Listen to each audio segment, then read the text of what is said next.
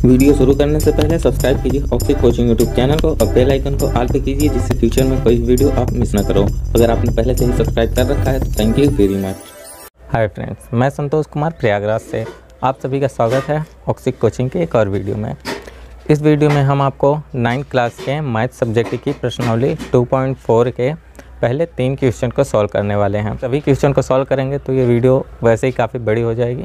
सो इसीलिए पहले 3 क्वेश्चन को सॉल्व करेंगे और फिर नेक्स्ट क्लास में लास्ट के 2 क्वेश्चन को देख लेंगे।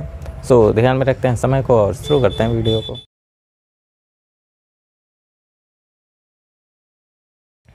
तो यहाँ पे हम पहले क्वेश्चन की बात कर लें तो क्वेश्चन है, बताइए कि निम्नलिखित बहुपदों में से किस बहुपद का गुणनखंड x+1 है।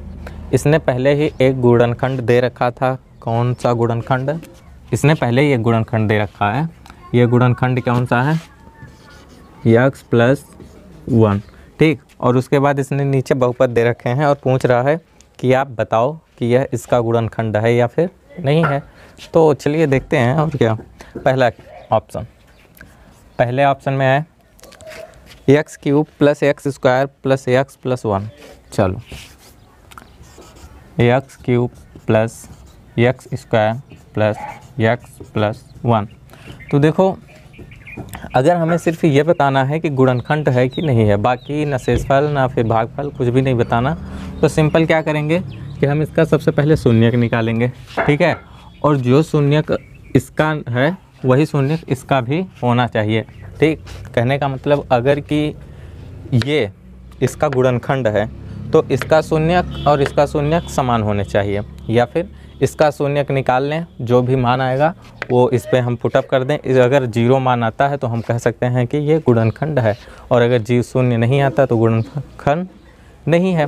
तो इसी चीज़ को हम गुणनखंड प्रमेय कहते हैं, ठीक है।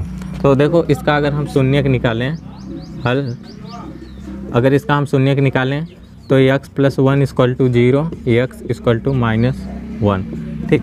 तो शून्यक तो हमें पता चल गया कि x = -1 आया है। अब वही x = -1 हमें इसमें रखना है। अगर ये हमारा px है, ठीक है, पहला सवाल ये हमारा px है, तो इस पर हम सिंपल 1 रख के देखते हैं कि क्या रिजल्ट आता है। तो p -1 = तो ये -1 का क्यूब होगा, -1 का क्यूब प्लस -1 का स्क्वायर प्लस यहाँ पे -1 हो जाएगा और +1 तो यहाँ पे है। आगे सॉल्व करो, ये फिर से -1 बचेगा और ये प्लस हो जाएगा, फिर इसलिए +1, फिर -1, फिर +1। तो ये देखो 2 +1 है और 2 -1 है, यानी कहने का मतलब कि शेषफल 0 हो गया। तो अब हम कह सकते हैं कि वो जो चीज़ है x+1 इसका एक गुणनखंड है। तो अब आप हिंदी में लिख सकते हो कि शेषफल 0 हो गया, अतः x+1 px का एक गुणनखंड है। सिंपल आप इस चीज़ को हिंदी में लिख देना, ठीक। अब बढ़ते हैं दूसरे ऑप्शन पर। तो दूसरा ऑप्शन भी हम यहीं देख लेते हैं, है क्या जी? x⁴ + x³ + x² + x+1। दूसरा option x⁴ + x³ + x² + x+1, यही है। अब हमें पता है सिंपल यही x = -1 रखेंगे, क्योंकि हमें चेक क्या करना है x+1, ठीक। तो भैया रख के देखते हो p -1 = या फिर डायरेक्ट ऐसे ही आप रख के देख लो। यहाँ -1 पर पावर 4, -1 पे पावर 4 प्लस -1 पे क्यूब प्लस -1 पे स्क्वायर -1 + 1, ठीक है। ये तो +1 हो जाएगा और ये -1 होगा और ये फिर से +1 होगा और ये -1 होगा और फिर से +1, यानी कि ये कट गया और ये कट गया, 1 बच गया। कहने का मतलब शेषफल 1 बच रहा है, ठीक है। तो अब हम आगे लिख देंगे कि शेषफल 1 बच रहा है, इसीलिए x+1 px का गुणनखंड नहीं है। यहाँ पे px क्या है? ये चीज़ है, ठीक है, ये चीज़। तो आई होप कि आप समझ रहे होंगे कि इस तरह के क्वेश्चन को हम कैसे सॉल्व करते हैं। अब बचा है 3 और 4 क्वेश्चन, तो चलो इसे भी देख लेते हैं। अब सिंपल क्या करना है, x = -1 फटाक से रख दो, ठीक है। अब बाकी px वगैरह आप लगा लेना। तो यहाँ पे हमें पता है कि x⁴ है और -1 रखेंगे तो 1 ही बचेगा, ठीक। डायरेक्ट हल कर लो, समय की बचत हो जाएगी। अब यहाँ पे -1 होगा, फिर 3 के साथ मल्टीप्लाई होगा तो -3 हो जाएगा और यहाँ पे +3, ठीक है, यहाँ पे -1 +1, ठीक। तो ये तो इससे कट गया, ये इससे कट गया, 1 बच गया। यहाँ पे भी शेषफल 1 बच रहा है, तो अतः x + 1 इस px का गुणनखंड नहीं है। हिंदी में आप लिख देना, ठीक। तो आई होप कि समझ में आ रहा होगा आपको। अब नेक्स्ट ऑप्शन पे बढ़ते हैं, ऑप्शन नंबर 4, ठीक। तो x³ - x² -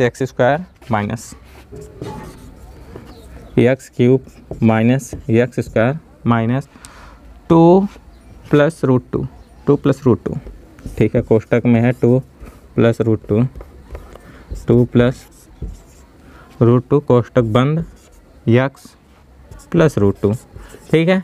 हमें करना क्या है कि x = -1 पुटअप करना है। तो यहाँ पे -1 करेंगे तो क्यूब -1 ही बचेगा। यहाँ पे +1 तो हो जाएगा, परंतु आगे माइनस ही लगा है तो ये भी माइनस रहेगा।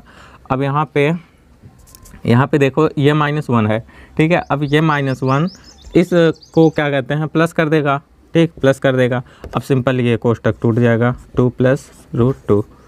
अब यहाँ पे +√2 है, +√2। तो देखो -1 ये इससे कट गया, बाकी √2 + √2 क्या हो गया, 2√2। तो ये भी 0 नहीं आया, तो अतः x + 1 जो है इसका भी गुणनखंड नहीं है। कितने आसान क्वेश्चन है। तो पहला क्वेश्चन यहीं पे हुआ समाप्त। अब बढ़ते हैं नेक्स्ट क्वेश्चन। दूसरा क्वेश्चन, गुणनखंड प्रमेय लागू करके बताइए कि निम्नलिखित स्थितियों में से प्रत्येक स्थिति में gx px का एक गुणनखंड है। चलो इस क्वेश्चन में gx दे रखा है और px दे रखा है, और बताना है कि gx जो है px का गुणनखंड है। तो देखो, और एक चीज़ दिया है कि गुणनखंड प्रमेय को लागू करके बताओ। तो देखो, अगर gx का गुणनखंड px होगा, उल्टा मैं बोल रहा हूँ कि हाँ px का, हाँ, अगर gx जो है px का गुणनखंड होगा तो दोनों के शून्यक भी समान होंगे। कहने का मतलब इसके शून्यक का मान इसमें रखने पे 0 आएगा, या फिर उसके शून्यक का मान इसमें रखने पे 0 आएगा। तो अगर ऐसा 0 आता है तो इसी चीज़ को ही गुणनखंड प्रमेय कहते हैं। आई होप कि समझ गए होंगे। बढ़ते हैं क्वेश्चन की तरफ। एकदम पहला क्वेश्चन भी हमने गुणनखंड प्रमेय की सहायता से ही हल किया था। सो बढ़ते हैं, इसको भी उसी तरीके से हल करते हैं। पहले ऑप्शन में px दे रखा है 2x³, पहला px दिया है 2x³ + x² - 2x - 1 plus x² - x - 1, ठीक। और 2x है यहाँ पे -2x - 1, और gx क्या है, x + 1, ठीक है। और यहीं पे gx दे रखा है x + 1। तो अगर इसका यह गुणनखंड है तो इसका शून्यक का मान इसमें रखने पे 0 आएगा। इसी चीज़ को गुणनखंड प्रमेय कहते हैं। तो हम इसका अगर शून्यक निकालें, यहाँ पे हल नहीं होगा, अगर इसका हम शून्यक निकालें तो gx = 0 रखेंगे, ठीक है। तो x + 1 = 0, x = -1, ठीक, यही चीज़ आ गया, ठीक है। तो x का मान -1 इसमें रख के देख लेते हैं और हमें पता चल जाएगा कि शून्य वो गुणनखंड है या नहीं है। तो p -1 =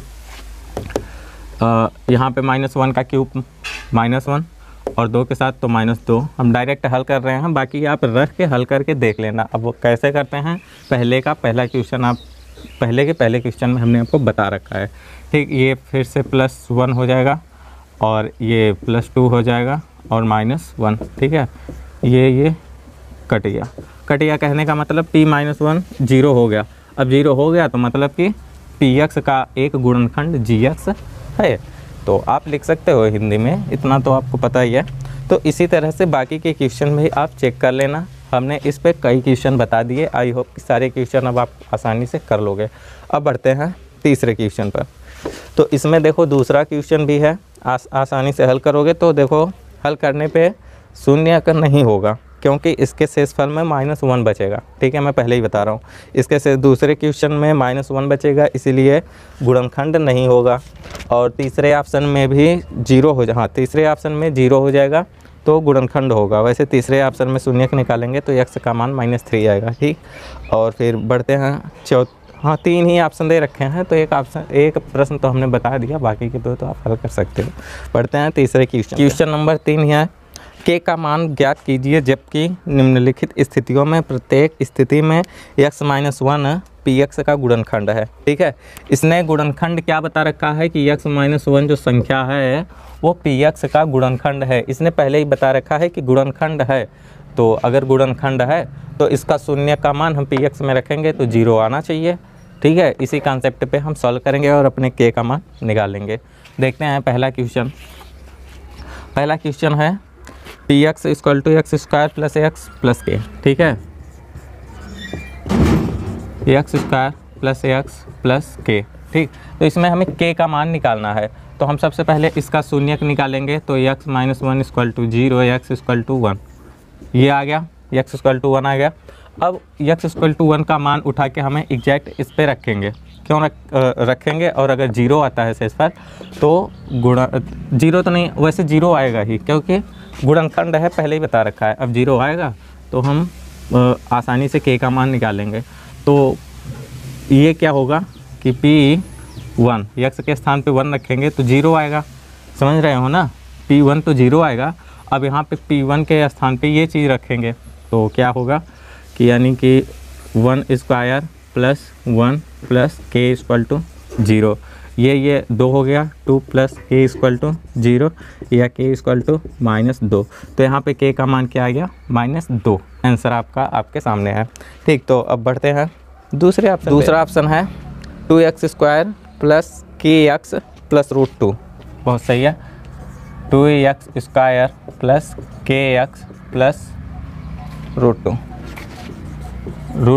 ये दूसरा ऑप्शन है। ठीक, तो सिंपल वही, ये पी एक्स दिया है, पी एक्स इक्वल टू, तो P1 क्या होगा? 0 होगा क्योंकि गुणनखंड है, तो P1 हमारा 0 होगा। अब P1 के स्थान पे हम ये चीज़ रखेंगे, तो यही P1 के स्थान पे यही चीज़ रखेंगे तो क्या होगा?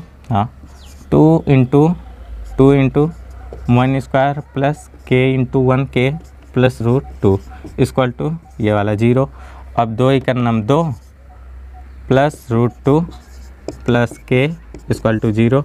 अब के इक्वल टू क्या होगा? ये दोनों उधर जाएंगे तो दोनों माइनस में हो जाएंगे, यानी -2 -√2। आप माइनस कॉमन ले लो तो ज़्यादा सही रहेगा, -1 2 प्लस √2।